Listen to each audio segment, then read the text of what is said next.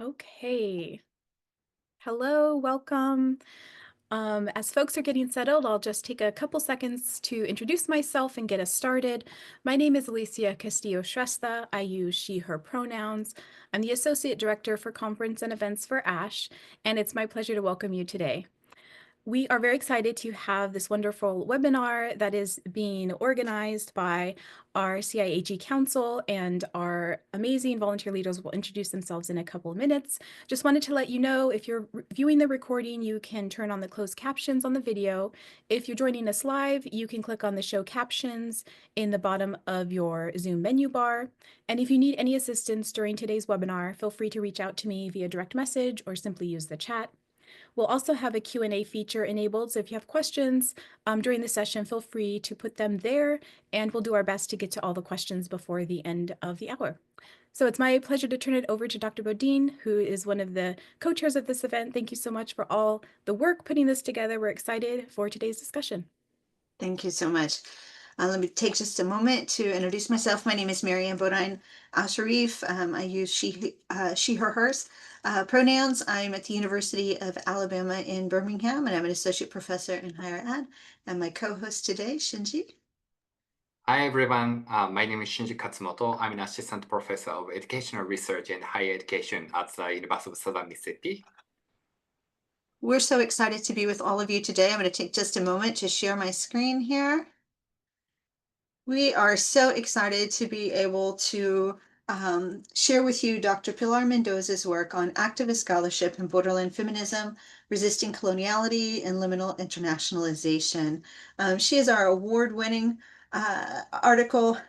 journal article from the CIHE group, and we are just so excited to have her with us. We do want to pause for just a moment, if you don't mind, to take a moment to allow you to read the land acknowledgement that was adapted from the City Council of Denver, where our next ASHE convention will be held on November 12th through the 15th of 2025.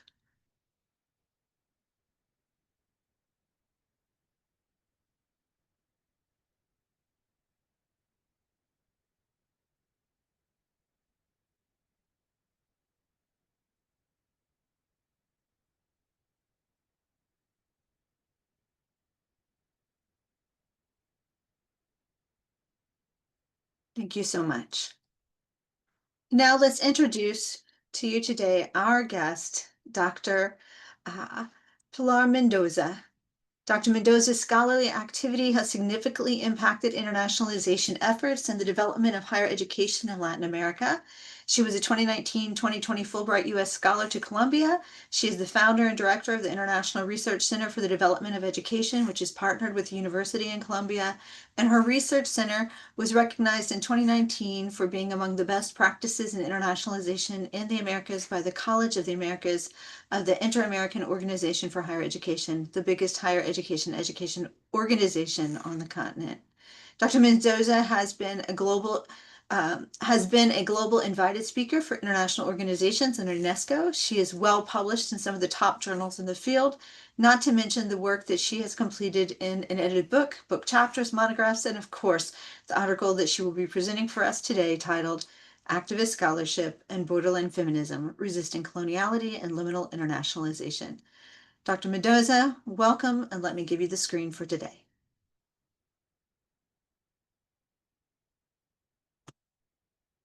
Oh, you're muted. Yes.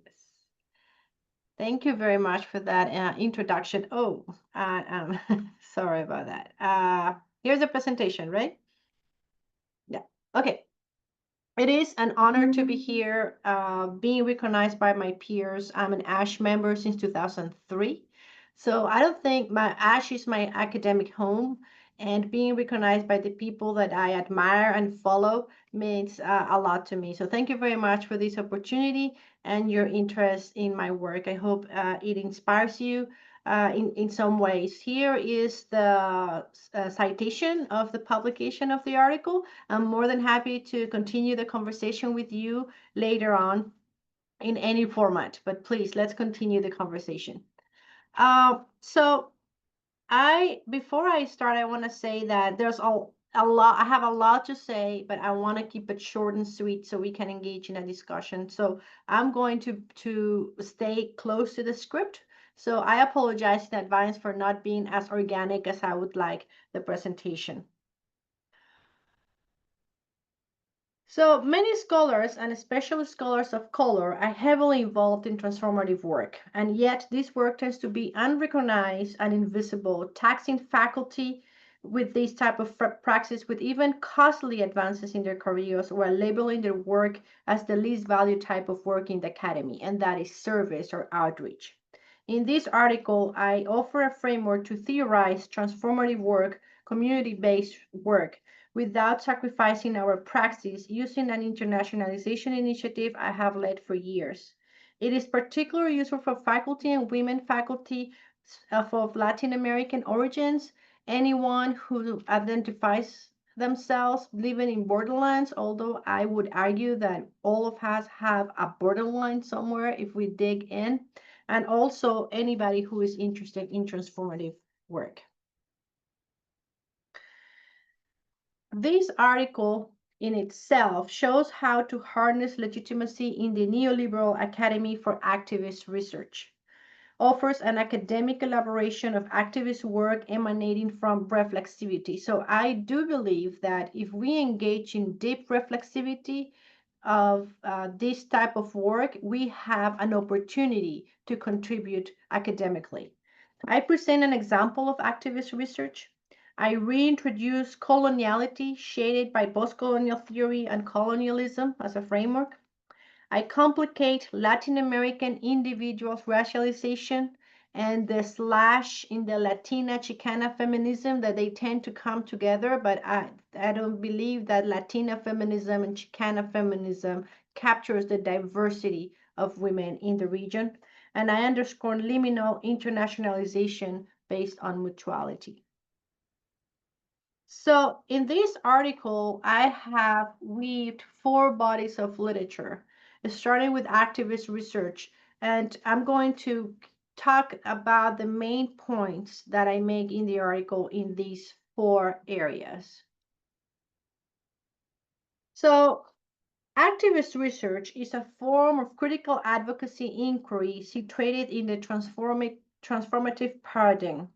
The axiology of activist research, if my computer wants to go ahead, and I'm sorry about that, which is the axiology or the values and ethics behind it, means that activist researchers need to be culturally responsive, build trust, work for reducing power differences, and engage in mixed methods for social change. And here is the key part, rooted in the expertise, voices, and strengths of the communities. This means that there needs to be a decentering of the academic in the process. Understanding the power differentials between researchers and community members involves an understanding of the history and social context where we work, along with the interlocking structures of power, including our role in those structures of power and complicity. In this interrogation, we must confront the colonial nature of the academy, first of all, and our role in it. We cannot get around that. And we need to get comfortable with the uneasiness of living in and operating from a colonial space. The goal is to produce a counter-hegemonic knowledge and discourse. So activist research, before I go there, in 2019, Davis et al. Published this article in the Review of Higher Education. And when I read it, that was the inspiration to this work that I've done that led to this article. They came up with 5 criteria for activist scholarship. So if you're interested in activist scholarship, you should be doing these 5 things. And I read it and I said, but that's what I have been doing. I'll come back to these later. But I wanted to present it as, again, another framework to help us write academically of our community-based research. Everything starts with reflexivity. So let's talk about my positionality and what led me to weaving these bodies of literature. I start with my reflexivity in relation to the structures of power I encounter in my work, including my complicity, contradictions, and tensions I experience as part of those structures as activist researcher. In fact, I published a a scholarly personal narrative in the Journal of Diversity in Higher Education that was part of this article. It became too much, but it helped me to get to this point. First of all, I'm a racialized white Colombian and brown American, and there's a lot to that sentence. I have a foot in two lands, two cultures, two languages, and two identities daily in a complicated mix, as I explained in the article. I found two bodies of literature that help me understand who I am and the broader structures of power around my work. These are Borderland Feminism and Coloniality. I seek to elevate those communities that resonate with my experiences and who I am, my people, and these are my Colombian compatriots. So I'm compelled to work with them and therefore through critical international work and internationalization, and specifically in Latin America and in Colombia. So that led me to who I am more, right? I need to go deeper. So that, let's talk about borderland feminism that resonates with who I am. All of us who live in borderlands are hybrid beings habiting in the us and them at the same time. And so we engage in critical inquiry, rejecting dualisms and essentialisms, which constantly fuels our ongoing and messy questioning and complicities and systemic oppression. Anzaldúa, well known and cited masterfully with poetry, described what it means to live in the borderland, in La Neplanta. However, there is a troublesome scarcity of feminist literature representing the diversity of Latinas women, including indigenous Latinas, Black Latinas, mestizas Black Latinas, and Euro-South American Latinas. They're all different, right? In the article, I elaborate on these and some important criticisms of Azaldua's work and due to the problematic notion of mestizaje or browning. So when we call it all mestizaje and browning, what we are doing is diluting this diversity of Latinas that exists in Latin America. So that led me to think more about the social structure in Latin America. And coloniality gave me the tools to dig deeper. My identity as a critical transnational scholar has led me to interrogate the existence of oppression in the US and Colombia, rooted in the hegemony of neoliberalism that started with the arrival of the Europeans to the Americas and spread worldwide through globalization. In this interrogation, I found glaring disparities, like the Castro Clary says it very well. We were shocked because there is a complete silence of the work on colonialism written by Latin American scholars decades, even 100 years earlier than Orientalism, cites Orientalism. Postcolonial theory, a school of thought popular in the Anglo-Saxon Academy, has made the coloniality of power theory invisible, the same way that the British Empire has shaded the Spanish Empire. And the scholarship of Anglo-Saxon scholars today is considered superior, silencing authors from Latin America and the rest of the global South. So let's talk about the coloniality of power, coloniality of gender. There's also coloniality of being, of knowledge. I'm going to focus on these two.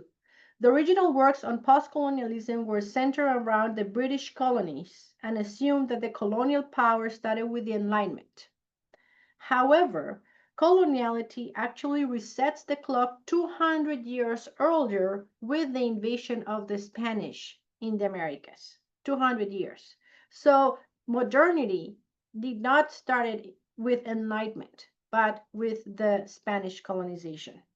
And this is what Quijano underscores, and he coins the word coloniality. According to Quijano, in this social order that started with the Spanish in the Americas, power is determined by who controls capital and market. So you can see the connections to today's neoliberal world we lived in. The classification of people and their cultures into categories such as inferior, primitive, underdeveloped, uncivilized, and the other started with the Spaniards, creating the concept of race as a colonization tool for the domination and exploitation we still endure through the capitalistic redistribution and control of labor, resources, products, and power structures. So I invite you, if you haven't, to dig into coloniality. It is a very powerful theory that it can be linked to modern theories, including post-colonialism in many ways can be explained because of its connections to neoliberalism and globalization. However, critical feminist scholars have criticized coloniality due to its complicity with patriarchism. That's something that Quijano and his colleagues did not do. They deconstruct race really well, but not patriarchism. In particular, these critics show the lack of deconstruction of the gender logics ingrained in the current social order since modernity. On the contrary, decolonial feminism invokes indigenous, emancipatory, and pre-colonial conceptualizations of gender to delink feminism from the Eurocentric, heterosexual, and patriarchal logics. So, as part of the interrogation of who I am, I had to study the origins of Latin American social hierarchy and my role in it. I realized the need of problematizing the balkanization of Latin American individuals' racialization. And here are key points on why it's different than in North American social structure. A minority white class, as opposed to a majority white class in North America, continues to dominate Latin American countries, except for Chile, Argentina, and Uruguay. There are the three exceptions. For Colombia, there's a minority white that has always ruled. So difference is a minority that rules. The Spanish conquistadores were men alone. This is the second big difference, as opposed to families who came to settle, entire families settle in North America. And these men alone mixed with indigenous women, most likely in abusive relationships. And the sons of these unions, mother indigenous, father Spanish, the sons, not the daughters, the sons in particular, were raised by the fathers in Eurocentric ways of being, ways of knowing, and had access to all the material privileges and resources of the Europeans. So these are the criollos, the mestizo criollos. They are mixed, but they were raised as Europeans. And since we have 200 years more of history, right? So there's more of the mestizo criollos. They, with a 1-2 generations, became the ruling class. They were the ones who sought the independence from Spain because they didn't have access to public office and land because they were not pure-blooded. But these mestizo criollos were a mix already. At home, they would have this indigeneity they would try to hide. In public spaces, they appear as Europeans. And that creates a messiness in the social hierarchy where the ruling class is distinguished themselves from the pure mestizos and the blacks and the mulattoes and the zambos, and yet it's a different kind of otherness as the white in North America. So in that, I am mainly Criollo and Mestizo Criollo in my understanding of my racialization.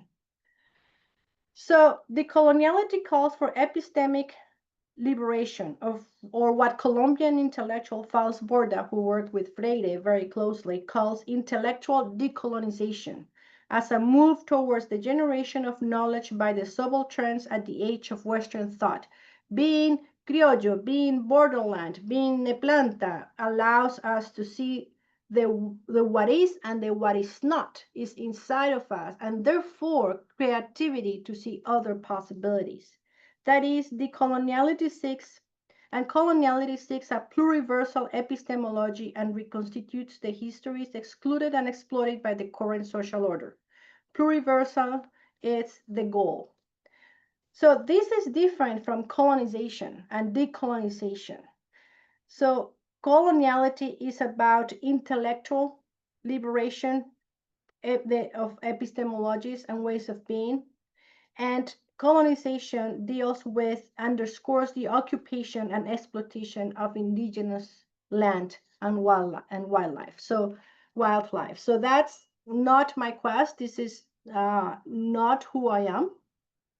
And I think that's when it's important to distinguish post-colonial theory that mainly applies to non-settler societies by British colonizers versus coloniality versus colonialism. They are related, but they're not the same. So with that, I'm finally getting to my work, Liminal Internationalization. Now that I have situated my subjectivity in the system of oppression where I operate through borderline feminism and colonialism, I elaborate next on the liminality of my work, in particular internalization in higher education. Liminal work in internationalization assumes that we are so deeply embedded in the system that true liberation is impossible unless we abolish the institutions as we know it, no matter how much we label and acknowledge the oppression of the global south. We are part of it. We are complicit. We are still producing that harm. It is tough, but this is what it is, and we need to live with that reality. Therefore, the first action is that self-reflexivity about our vulnerability and complicity with the current harmful system while leaving open the possibility of experimenting with alternatives. This resonates with the idea of la neplante, the contradictions of embracing the us and the them. So what can we do? It sounds hopeless. I do believe that it's possible to work together for a future, pluriversal future, not a white futurity, not a Eurocentric future as we have been doing, right? So in critical internationalization, we have very good models. This is one based on neutrality by Crystal and Christina from our community in the council. That my work very much resonates with everything I have said. This framework resonates with everything that I have said and my work in particular. It in critical internalization in liminal spaces, we need to integrate equity-driven conceptual frameworks. We need to deconstruct internationalization by asking what are the assumptions, by who and for whom, defining how the socio-historical context is manifested in internationalization, and how those contemporary forces are also operate locally, right? So we just really allow us to have a good critical view of international work. Another great framework for activist research in international work. So this is the initiative that has inspired me, that I have devoted since 2012 most of my time. The International Research Center for the Development of Education, o el Centro Internacional de Investigación para el Desarrollo de la Educación, so CIHE is the Spanish acronym, is a joint effort between my college and Uniminuto, which is a Catholic, non-confessional, progressive, community-based university primarily serving low-income and marginalized students throughout the country. And they also have housing, school, social entrepreneurship. They're quite impressive, and we specifically knocked their doors in 2014 because we wanted to work with them, because we wanted to have democratic higher education for the people, by the people in Colombia.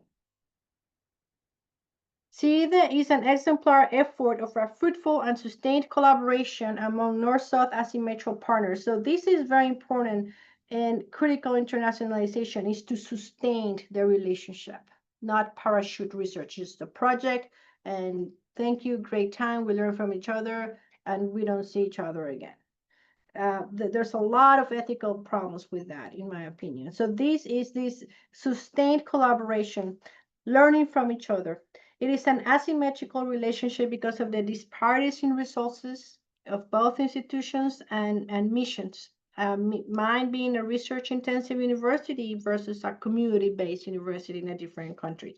But we work hard to make it work, and we focus on applied, participatory, and critical research related to access and retention with quality and equity in higher education. So just to show you pictures, some of the work that we do, we've done a participatory action research with Afro-Colombians. There's a lot of Zoom on my part. Thanks to Zoom, I can do a lot of this work. I go there twice a year. We've done workshops with indigenous leaders. We did down here a DEI workshop with faculty and student affairs professionals there, but the difference is that we did not replicate the knowledge and the frameworks and models that we had from the US. We first conducted a study of it took us 2 years to understand the racialization and oppression and discrimination that students experience in Colombia, in this institution, and with the faculty, we develop the workshop. So this is, again, our quest is to disrupt these flows of knowledge from the north to the south. Freddy, right here sitting next to me, is my co-director. We have been working together for 10 years, making it happen. This is the office, the little office that we have down there in Bogota. And we work with undergrad students, interns. They are fantastic. Here's our Corin Kaylee, our student. A lot of Zoom. We have brought dozens of faculty and administrators to work with in our projects, to present, to do research, Fulbright specialists, and it has been great. Now, I'm showing you the successes, but it is like when we write a resume, a CV, we only write what is published, but we can write a parallel CV of the rejections, right? So it's kind of like that. There has been a lot of challenges, tensions, projects that didn't work, dead ends, one step forward, two back. Okay, it's what you see here. It's the result of commitment and working every hours a week, every week for years to make things happen. And two things are possible. First, we find a village. There's always faculty and students that are ready to join us and ride the tide of navigating borderlands with us. Freddie and I have worked well. We believe in this. And the most important factor is the support of the top leadership. The top leadership at both institutions need to be on board, because it's a sui generis, different initiative. And without that support, I don't think we would be here. So these are going back to another framework for this type of work that is fantastic.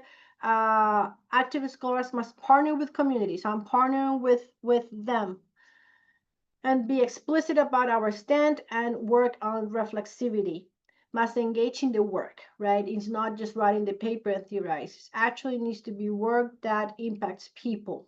We need to be intersectional and be aware of the interlocking and historical systems of oppression. Divest from the norms of the academy.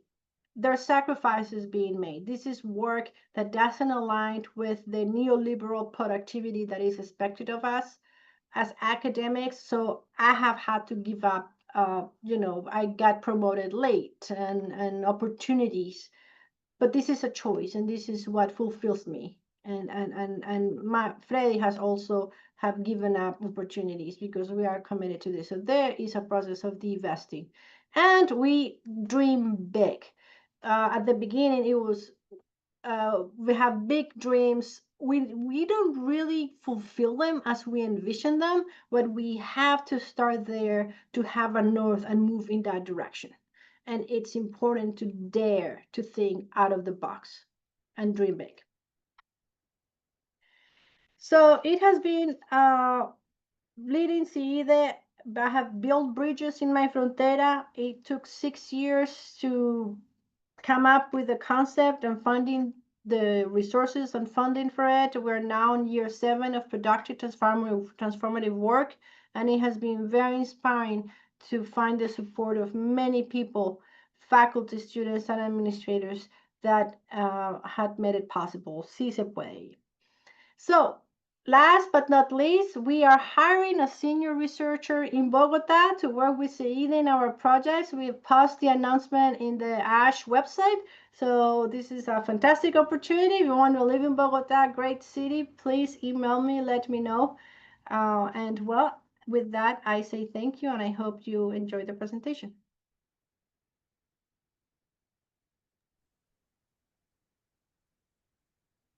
Thank you so, so much, Dr. Mendoza. It was wonderful. I have a few questions to get us started, and perhaps while you're answering those questions, some of our audience may have some questions of their own. So my first question, first of all, this is such an impressive article. I think I already told you I'm fangirling over it. I love this work.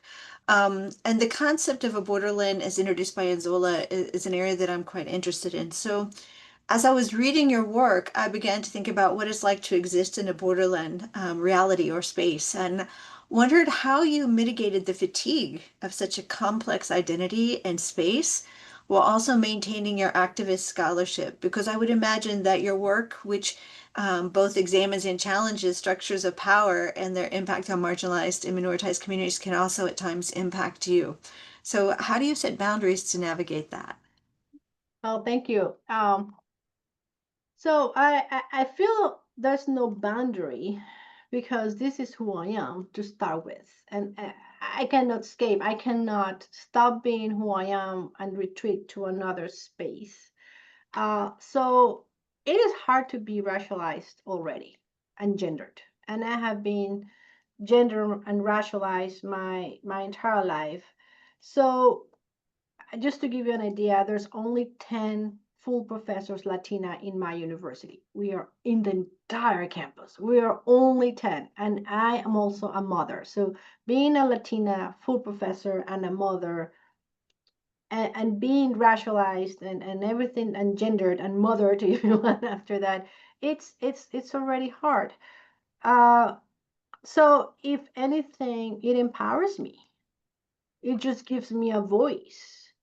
It just gives me an opportunity to produce change, and I and see things differently, and I can express myself and speak up. I think it would be more difficult not to just follow, the neoliberal discourse, ways, which unfortunately many people do, people with different identities, and I think that is more of but that is more challenging than actually doing something about it that aligns with who I am. Uh, Resilience, I think that's the answer to that, and I think we have to embrace that and raise our children to be resilient, because when you go through struggles, and I grew up with plenty of that, as a child, you have two choices. What do you do with an energy? And what do you do with that energy? Do you channel that energy for good or self-destruct or harm, right? So somehow that energy gives me a lot of resilience and makes me happy at the end of the day. So Oh, yeah, thank you. I have another question for you. What would your best advice be to someone who's interested in liminal work, but's just starting out? What advice would you give them as they get started? So I have been very strategic, and that's something that I wrote in the Scholarly Personal Narrative. I didn't started doing this type of work until I was tenured, to be quite honest. You first need to establish yourself, and so if you want to stay at the table, just do the things that is going to keep you at the table, right? So I most of my work as an assistant professor was US based, was critical, but really I was concerned because I knew I had to establish myself. As soon as I felt confident, I went wrong, as I said, and I really followed my heart, right? And the older I get and the more established, the more I can speak up. So the first thing is be strategic, establish yourself, and because we don't want to lose you, we want you to be well established in these institutions to be able to work for change. The other thing that I would say is reflexivity. I do think that understanding who you are at a very deep level. And I talked with relatives. I had hard conversations. I did an ancestry test, genetic test. I read the history. I thought, really wrote my life history to really dig in who I am, because that's going to help you how you relate to others. And And actually, I got to a point where, what's your story, right? That you want to have genuine connections with others, with the community you work with, when you are willing to have your vulnerabilities be out there. The more vulnerable you are, the stronger your relationships. And the better work you, the better teacher, the better mentor, the better parent, the better person you are. So reflexivity, I would do that. And I have one more question for you, and then we'll turn this over to the audience to see what questions they have. So for those of you in the audience, please be thinking. There's an article that just recently came out by Duran and colleagues. It's a 2025, fresh off the press, and it's titled "Who Are the Scholars in Scholarship? How did higher education researchers represent positionality in their studies?" And they go on, the authors do, to examine how authors are constructing positionality statements in published manuscripts across 5 educational journals. And they looked at these from 2018 to 2023. And they noted 4 functions of positionality in their statements. Positionality as involving acknowledgement of self-process and monitoring bias. Positionality as knowledge to be drawn upon. Positionality as inspiration and motivation, as well as positionality as a shaper of relationship dynamics. And with that in mind, what advice would you give to someone who's not an in-betweener, who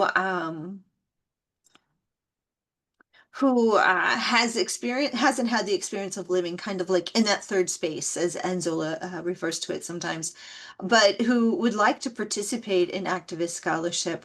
What do you think is important for them to know in relation to their positionality to the work? So I have the suspicion that if we engage in deep reflexivity, we can find our borderlines.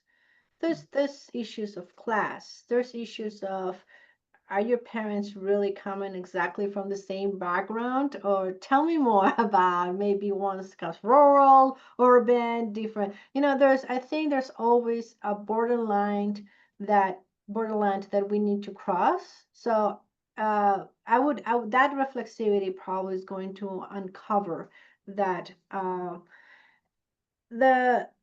The I'm not interested in controlling the bias. I think bias is a strength. I mean, I don't believe in that. I think that who we are actually is what makes good work.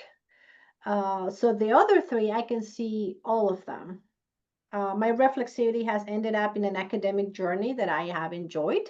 So I'm drawn to the knowledge out of it for sure. There was thunder right now.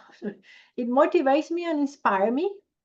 It has given me a backbone to my work to fully justify it. It has helped me to develop self-awareness and continue to build bridges that are more meaningful for all. It has to do with that vulnerability. Uh, and I appreciate others more. And I'm really, like what I was just said, you're getting more curious about, so what's your story? Right? So I will say the last 3, I can see myself, and bias. This is not positivist research, or work, so that I'm not interested in that at all. So, so you really see that position. Everybody can find somewhere where there's a borderland, and so we just all need to really be more reflective on who we are as individuals. Um, Yeah, and yeah. if you think about the whole world, that we are now more aware of neurodivergency, for example, or I mean, within families, your siblings, there's something about you that's gotta be different. Everybody has a struggle of any nature, right? Of where it's some queerness. There's gendered, right? That is so blatant all around us. At least half of the population is being gendered. So I think that, how do we cross that reflexivity? What can take us there? Yeah. All right. I'm going to open it up now to our audience. Does our audience have any questions for Dr. Mendoza? You're welcome to either put it in the chat or just to turn your mic on and ask a question. Marianne, I think there's one question posted. So one participant said, I was wondering how your research and the overall directions of your research with a feminist perspective as a scholar of color would be evolving under this current political climate in 2025. Any thoughts or comments would be appreciated. Yeah, that is a question of the time, isn't it? I first of all, again, being strategic. Uh, so yes, I have had to think twice what I'm doing, to be honest, in these months, this year. So, for example, I'm in the process of we're writing a book, and we're kind of wanted to delay it after the midterm elections to publish it. I uh, I told my department I don't want to be in social media. Just, if I get a publication, just don't, blow the horn there and saying, hey, new publication. Just, I think we should need to ask, like before, like, oh, our student published this paper and we'll go to social media and say, I think we first need to ask the student if they want to be in social media in this climate. I think we should always ask, but we were not doing it. So I am being careful, and I'm a full professor, I'm a naturalized citizen. I'm not a born citizen. So, of course, I'm more protected than many other scholars, and I'm still doing the work. I think it's gonna pass. I don't think this is going to be the new social order for the years to come. I think it's a phase that it would last a few years. It feels like COVID kind of length type of thing. So I am having a lower profile. I'm being more careful, unfortunately. But if anything, it has made me even more daring and wanted to do this work. So I heard, oh, woke is done, and I'm like, you have no idea. I'm more woke than ever. It's like, Bolin, you're making it. You're actually creating the opposite effect, right? But what is happening? But I'm being more strategic for sure. Yeah. Are there any other questions? Thank you so much for that. Thank you for the person who asked the question as well.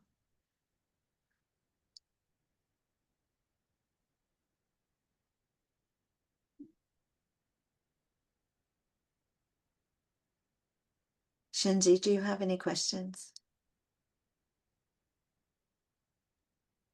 At this point, yeah, we are still waiting for the question that are from the participants. And actually, I had a very similar question, like that the participants are posted, yeah, because yeah, other internet as a scholar, international scholar, like I was really, yeah, considering how we can process this kind of research, because, for example, today we have a lot of international students, and the international scholars are in ASHE, and now, like, because of this political climate, something like we have to be very careful, like what kind of research we can do, like how like that might impact on our status, like to stay in this country. So yeah, I think, but I kind of got the answer, because Mhm. of the question we posed. But like, yeah, if there's anything like you can share, like how, yeah, what's kind of I'm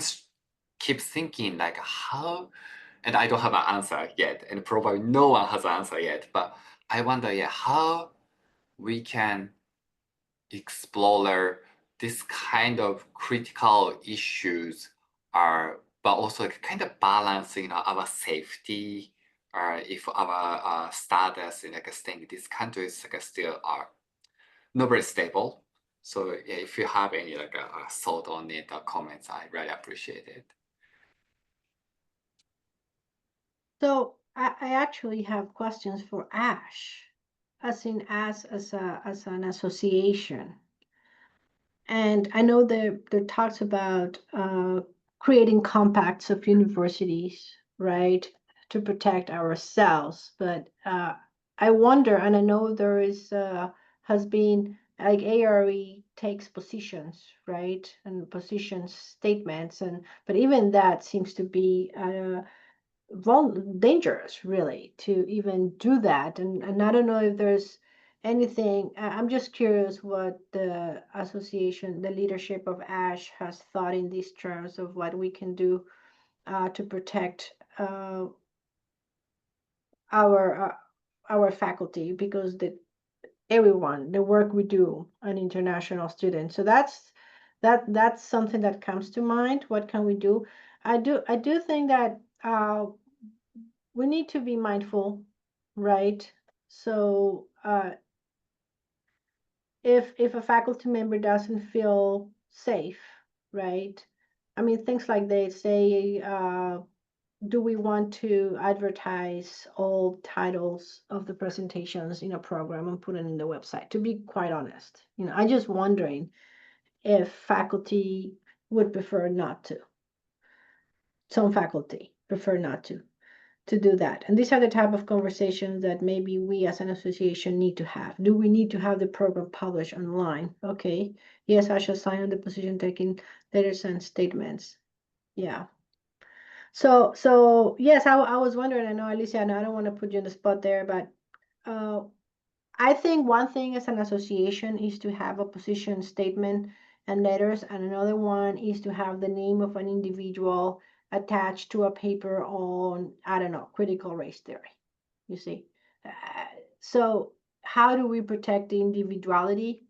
Some faculty wants to take the risk, some members, some students, grad students, and say, I'll take the risk. But at least to have a mechanisms for those who feel very vulnerable. I don't want my name to be public at this point. And we do it. I'm just thinking of that idea, because that's what I actually said that. So I'm going to travel to Colombia in July. And I said that to my department, just don't put me in social media right now. I'm not interested in that. So that's and again, it's a phase.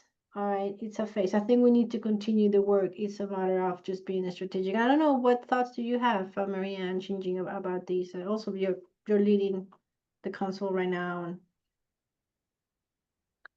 Gosh, I think for me, I'm one of those people I think I'm more willing to take the risk, to be honest, because I think that our work has to be done, and silence is not a response. yeah. And challenge is what they want to, Mhm. right? Yeah. But I also recognize that that's not a safe space for all people. Right. And individuals have different things at risk than what we have or what I have at risk. And so I think that for each of us, that's a decision we have to make on our own, to be honest. But I think it is helpful when we have organizations that support that we have that right to have that opinion, right? And that Yes. we can each kind of balance what that looks like for us. Yes. Yes. I think that's the levels of risks are different, but also because our lives and what you just said, it, we all have different levels of risk given our circumstances, right? So how do we protect those who really need and want to be protected or have a low profile? Mhm. Yeah.